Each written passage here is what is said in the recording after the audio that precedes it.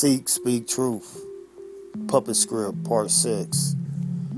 Let's get into it. Toni Braxton, Breathe Again. We see Toni Braxton, we know T is the 20th letter and B is the second. So we have 202, or numerology, we have 2 2s. We see Toni Braxton is an American singer.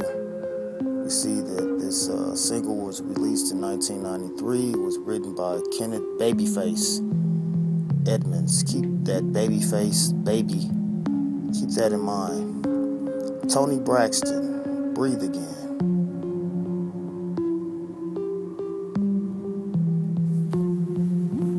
See, this was released on August the 6th, the 8-6. Seen that code come up this year. We see that this single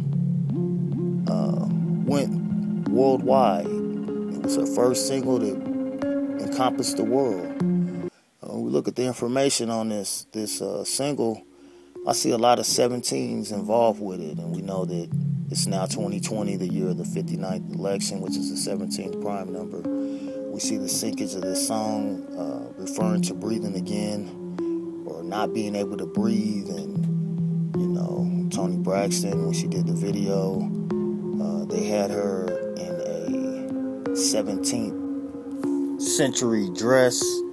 We see that there was a maze involved with the video, with her being caught in a maze.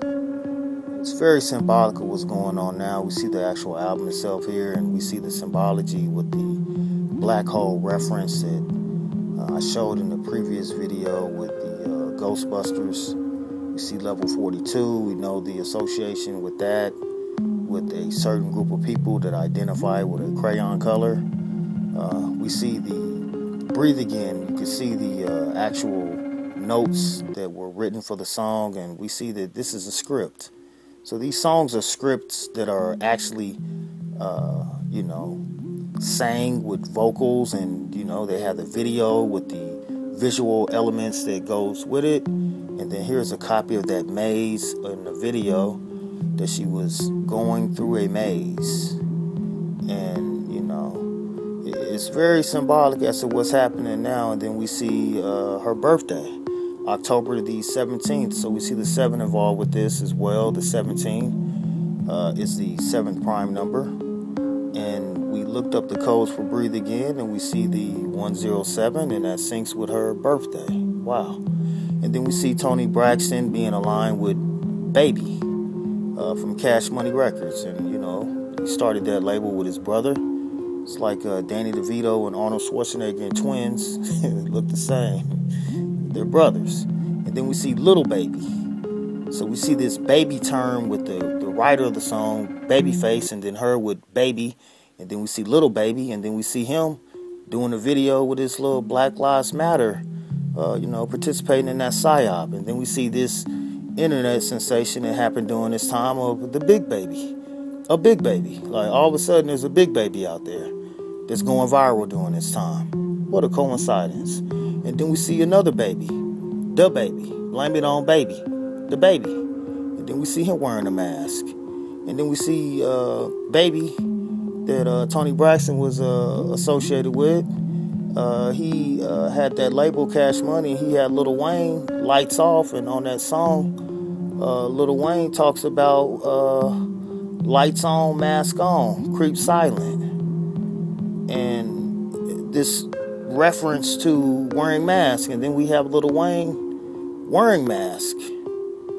We have him wearing a mask here with the Anonymous mask on, and Anonymous pops back up now. And then we see the mask rapper, and we see this Monsters Ball type thing with these goons and goblins. And then we see Blame It on the Baby.